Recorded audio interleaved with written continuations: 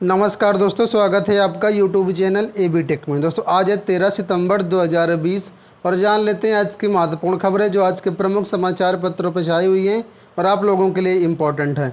सबसे पहले हम लोग बात करेंगे पीसीएस 2019 की, पीसीएस 2018 की, उसके बाद अन्य खबरों की। लिखा है पीसीएस 2019 का अभ्यर्थियों के लिए बड़े अवसर। पीसीएस 2018 का रिजल्ट पहले आने से 2019 की मुख्य परीक्षा में कम होगी स्पर्धा। प्रतियोगी छात्र ये मांग कर रहे थे कि पीसीएस 2018 का रिजल्ट पहले जारी किया जाए, जिससे जो चयनित हो जाए वो पीसीएस 2019 में शामिल ना हो। तो सेम ऐसा ही लोक सेवा आयोग ने किया है। अब पीसीएस 2019 के अभ्यर्थियों के बीच प्रतिस्पर्धा बढ़ेगी। वहीं पर दोस्तों इस बार काफ़ी प्रतियोगी छात्र इसलिए भी खुश हैं क्योंकि इस बार ओवरलैपिंग प्रतियोगी छात्रों को नहीं दिखी है। पिछली बार जब रिजल्ट आया तो काफ़ी ओवरलैपिंग थी, लेकिन इस बार अभ्यर्थियों का कहना है कि इस बार कोई भी ओवरलैपिंग यहाँ पर नहीं हुई है। देखा है पीसीएस 2018 के रिजल्ट में इस बार ओवरलैपिंग नहीं दिखी। माना जा रहा है कि उत्तर प्रदेश लोक सेवा आयोग ने उस प्रस्ताव पर अमल किया है जिसके तहत आरक्षित वर्ग के किसी अभ्यर्थी को परीक्षा के किसी भी चरण में यानी एक ही बार आरक्षण का लाभ दिया जाता था और इसके बाद अभ्यर्थी को अपने इस श्रेणी में चयनित किया जाएगा। तो इस बार ओवरलैपिंग ये नहीं दिखी हुई है, ठीक है। वहीं पर पीसीएस 2018 से जीआईसी प्रिंसिपल का चयन हुआ है। 33 जीआईसी प्रिंसिपल का चयन हुआ है प्रोविजनल रूप से। अब इनको अनुभव प्रमाण पत्र जमा करना लोक सेवा आयोग में जरूरी है, नहीं तो इनकी जो नौकरी है पक्की नहीं होगी। वही लिखा है कि अनुभव प्रमाण पत्र देने के बाद ही नौकरी होगी पक्की, ठीक है। पीसीएस के बाद अब एसीएफ आरएफओ 2017 के अंतिम परिणाम को लेकर काफ़ी उम्मीदें लगाई जा रही हैं और संभवतः ये रिजल्ट इसी महीने आ जाएगा। आप लोगों को बता दें एसीएफ आरएफओ 2017 का अंतिम परिणाम इसी महीने जारी हो सकता है और यहाँ पर आप लोग जानते होंगे कि इसके जो इंटरव्यू कराए गए हैं 1 से 4 सितंबर के बीच में कराए गए हैं। पहले ये 26, 27, 28 अगस्त को होने थे। तो अब अभ्यर्थी इस रिजल्ट का इंतजार कर रहे हैं। दोस्तों वहीं पर एक दुखद घटना ये भी है कि आप लोग देख सकते हैं प्रतियोगी छात्र ने लगाई फांसी। साथियों में चर्चा, पीसीएस में चयन न होने से था निराश। पीसीएस 2018 का रिजल्ट परसों आया था और इस छात्र का चयन नहीं होने के कारण इस छात्र ने फांसी लगा ली। लिखा है कर्नलगंज के एनी बेसेंट चौकी क्षेत्र में रहने वाले प्रतियोगी छात्र राजीव चौधरी 32 वर्ष ने शनिवार शाम फांसी लगा करके जान दे दी और उसने ये कहा है कि इस घटना के लिए खुद जिम्मेदार है और अभ्यर्थियों में चर्चा है कि परेशान था बेचारा और नौकरी नहीं लगी, पीसीएस में चयन नहीं हुआ, इस वजह से इसने फांसी लगा ली।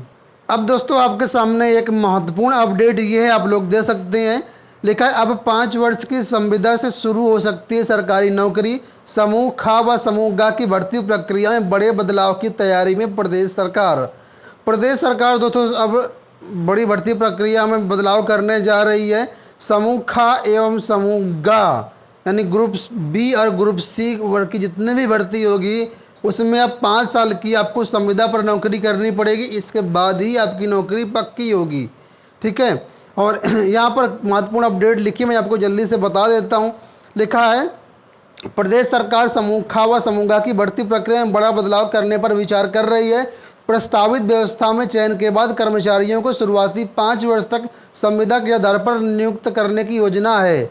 इस दौरान उन्हें नियमित सरकारी सेवकों को मिलने वाले लाभ जो है वो नहीं मिलेंगे, यानी 5 साल आपको कोई भी सरकारी सेवा का लाभ नहीं मिलेगा। एक तरीके से संविदा के आधार पर आप लोग नियुक्त रहेंगे और जैसे इन 5 सालों के दौरान हर 6 महीने बाद आप लोगों का मूल्यांकन किया जाएगा और मूल्यांकन में अगर 60% से कम अंक पाते हैं तो आपको बाहर कर दिया जाएगा। कहने का मतलब 5 वर्ष की आपको कठिन परिश्रम मेहनत करनी पड़ेगी, कठिन एक तरीके से आपकी परीक्षा होगी।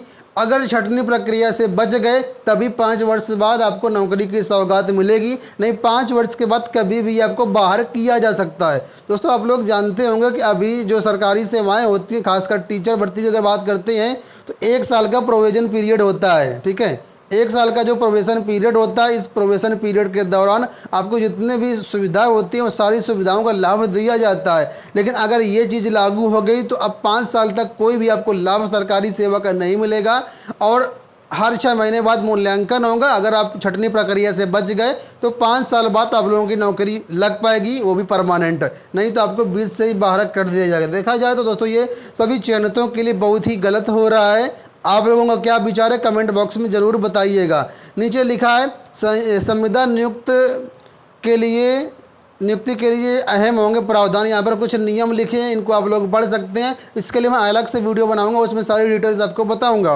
वहीं पर दोस्तों लिखा है ये अगर नियमावली लागू हो गई तो सिर्फ पीसीएस, पीपीएस और पीसीएस जे ही बाहर रहेंगे इस नियमावली से।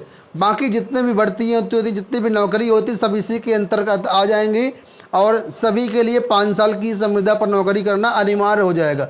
यहाँ पर कुछ आंकड़ा दिया गया है कि समूह क में 26,726 लोग हैं, समूह ख में 58,859 लोग हैं, समूह ग में 8,17,613 लोग हैं और समूह घ में इतने लोग हैं। तो समूह ख और ग की बात हो रही है। समूह क में तो बहुत ही कम लोग होते हैं, जो विशिष्ट पद होते हैं, ग्रुप ए की भर्ती होती है, वही सिर्फ होता है। ठीक है, तो दोस्तों आप लोगों की ये अपडेट कैसी लगी कमेंट बॉक्स में ज़रूर बताइएगा। छात्रवृत्ति अपडेट की बात कर लेते हैं। लिखा है छात्रवृत्ति शुल्क प्रतिपूर्ति में कटौती की तैयारी। गरीब विद्यार्थियों को मिलने वाली छात्रवृत्ति व शुल्क प्रतिपूर्ति में प्रदेश सरकार इस बार कटौती कर सकती है। कोरोना संक्रमण के कारण स्कूल, कॉलेज व विश्वविद्यालय नहीं खुले हैं। ऐसे में स्कूल कॉलेजों के खर्च में भी कमी आई है, इसलिए सरकार शुल्क प्रतिपूर्ति व छात्रवृत्ति की रकम कम करने पर विचार कर रही है। ऑनलाइन कक्षाओं को मान्यता देने के लिए नियमावली में बदलाव किया जा रही है। दोस्तों इस बार आप लोगों को छात्रवृत्ति कम मिल सकती है। यहाँ पर कितना बजट मिलता है यहाँ पर आप लोग दे सकते हैं।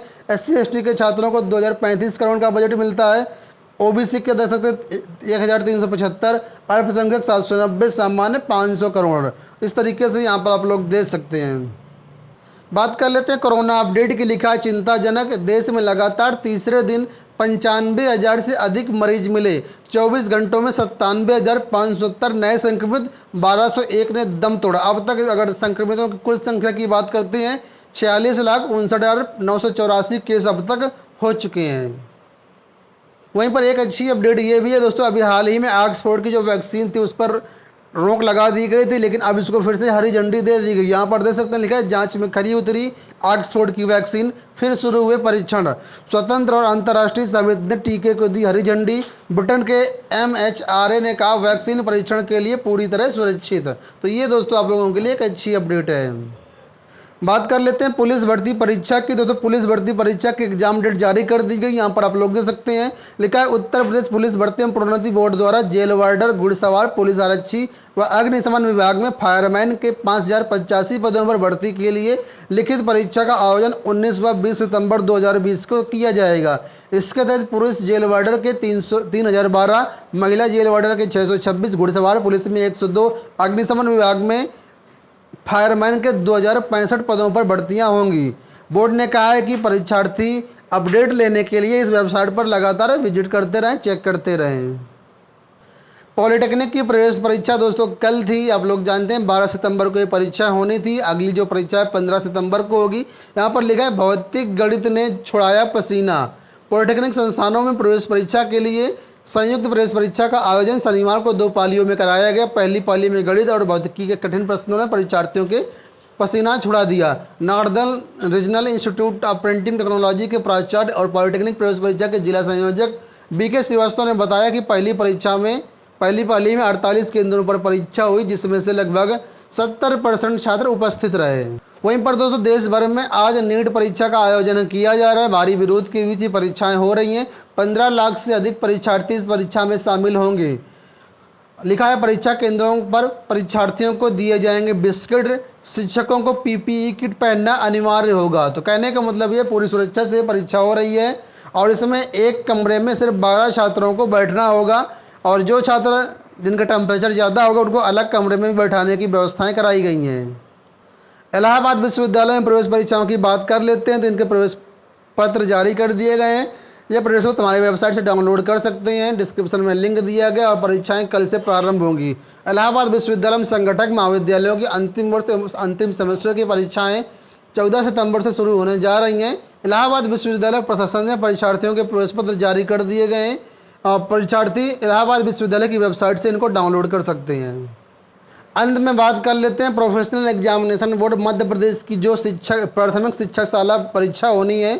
तो यहाँ पर लिखा है प्राथमिक शाला शिक्षक पात्रता परीक्षा 2020 का आयोजन 26 सितंबर से लेकर के 22 अक्टूबर तक किया जाना था। इस परीक्षा को फिलहाल कोविड-19 के कारण टाल दिया गया, स्थगित कर दिया गया। नई डेट जैसे जारी की जाएगी आपको आने वाले वीडियोस में सूचना दे दी जाएगी। तो ये हो गई दोस्तों आज की पूरी अपडेट। आशा करते हैं वीडियो पसंद आया होगा। इसी तरह के अपडेट पाने के लिए चैनल को सब्सक्राइब कर लीजिए, वीडियो को लाइक और शेयर भी कर दीजिएगा। पूरा वीडियो देखने के लिए धन्यवाद।